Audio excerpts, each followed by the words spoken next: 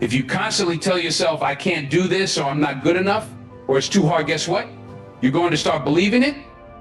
You'll limit yourself because you're feeding your mind the wrong message. You'll begin to act as if those limitations are real, when in fact they're just a reflection of the negativity you've been speaking. But when you flip the script and start speaking positive, affirming words to yourself, everything changes. When you wake up in the morning and tell yourself, I can handle whatever comes my way, I am more than capable, I deserve success. That's when you begin to build the confidence and mindset you need to move forward. You speak yourself into strength, you speak yourself into courage, and before long, those words become actions, and those actions turn into habits that shape your future. You see, controlling your mouth isn't about silence, it's about being intentional. It's about understanding that every word that leaves your lips is either contributing to your success or setting you back.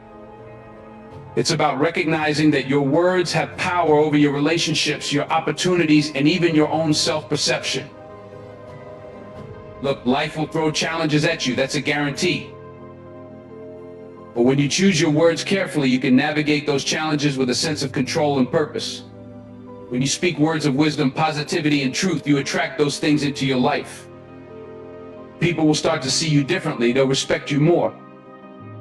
They'll come to you for advice because they know you're someone who speaks with intention, someone who uses words as tools for building, not for tearing down.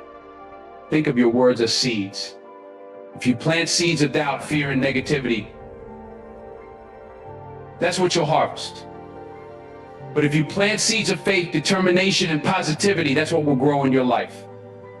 So be mindful of the seeds you're planting, because you're going to have to live in the garden you create. Too many people spend their time talking about what's wrong, what's missing, or what they don't have. They complain about their circumstances, their jobs, their relationships, and they wonder why things aren't changing. But they're not using the power they already have. They're not speaking life into their situations. They're not taking control of the one thing they can control, their words. If you want to see change in your life, it starts with what you say. Let me give you an example. Think about someone who always talks about how hard life is. Every time you see them, they're complaining about something. What kind of energy are they putting out into the world? What kind of opportunities are they attracting? Not the good kind, that's for sure. Now think about someone who always speaks with hope. Someone who talks about solutions instead of problems. You can feel the difference, can't you? That's the power of words. That's the power of controlling your mouth. If you want to be successful, if you want to be a leader, if you want to make a difference in this world, you've got to get your words in check. Stop speaking defeat into your life. Stop saying I can't and start saying I will. Stop talking about what's going wrong and start talking about what's possible. And don't just do this for yourself, do it for the people around you. When you control your mouth, you become a source of strength for others. Your words can lift someone up when they're feeling down. Your words can inspire someone to keep going when they're ready to give up. But if you're reckless with your words, if you're constantly criticizing, complaining, or speaking in anger, you're going to push people away. You're going to create an environment where negativity thrives. And that's not the kind of legacy you want to leave behind. So let's bring it back to this idea of control. You can't control everything in life. You can't control other people's actions. You can't control the circumstances you're born into. And you can't always control the challenges that come your way. But what you can control is your mouth. You can control what you say. You can choose to speak words that empower, uplift, and inspire. You can choose to be deliberate with your words, understanding the power they hold. This isn't just about success, it's about living a life of purpose.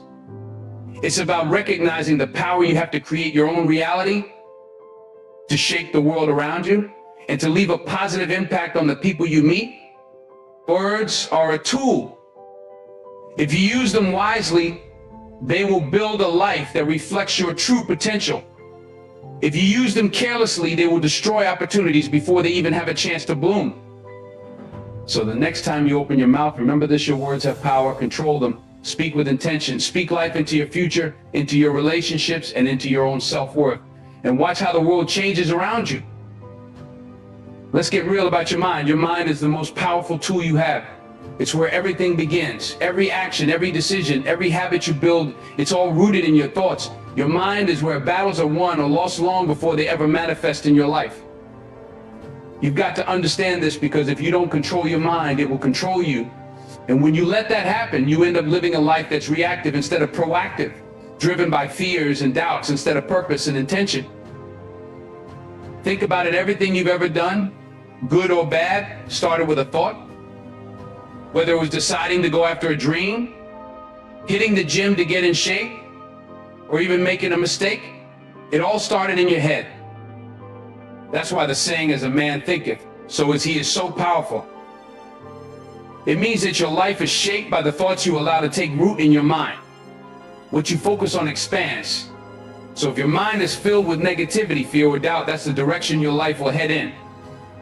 But if you fill it with thoughts of growth, possibility, and determination, you'll start moving toward those things instead. Too many people let their minds run wild, letting fear and doubt take control. They worry about what might go wrong, about what people think, or about whether they're good enough. And once those thoughts take hold, they start to spiral. One negative thought turns into another. And pretty soon they're stuck in a cycle of self-doubt and anxiety, paralyzed by the very thoughts they allowed to control them. But here's the thing, you don't have to live like that. You can change the narrative playing out in your mind. You can choose to control your thoughts. And when you do, you take control of your life. Let me break it down for you. Controlling your mind isn't about ignoring the hard stuff or pretending that fear doesn't exist. Fear is real. Doubt is real. But what you do with those feelings, that's what makes the difference. Are you going to let fear stop you? Or are you going to acknowledge it and keep moving forward anyway? That's the choice you get to make every single day. When you control your mind, you don't eliminate fear or doubt, you rise above it. You learn how to manage it, how to push through it, and how to keep going even when it feels like the odds are stacked against you. This is where discipline comes in. You've got to train your mind the same way an athlete trains their body. You don't just wake up one day with mental strength. It's built over time with intentionality and effort. You've got to be deliberate about what you allow into your mind. Too many people feed their minds with garbage, negative news, toxic social media, drama, and wonder why they feel so stressed and overwhelmed. But what you consume mentally is just as important as what you consume physically.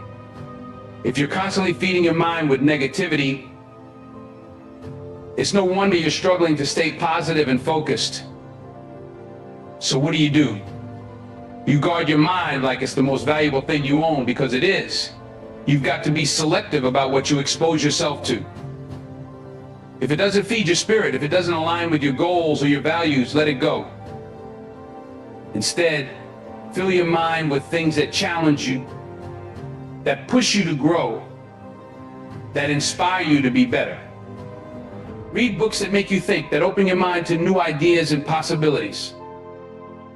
Listen to people who motivate you, who've walked the path you want to walk, and who've overcome the obstacles you're facing. And here's another thing, surround yourself with people who lift you up. The company you keep has a huge impact on your mindset. If you're hanging around people who are always negative, always complaining, always doubting, that energy is going to rub off on you. But if you're around people who are driven, focused, and positive, that energy is contagious too. The more you expose yourself to positivity and success, the more your mind will start to reflect that. You'll start to believe in yourself more, to see opportunities where others see obstacles, and to push through challenges with confidence instead of fear. Controlling your mind also means being intentional about your thoughts. When a negative thought creeps in, and then you've got to catch it, challenge it, and replace it with something better. You can't just let negative thoughts sit there and fester.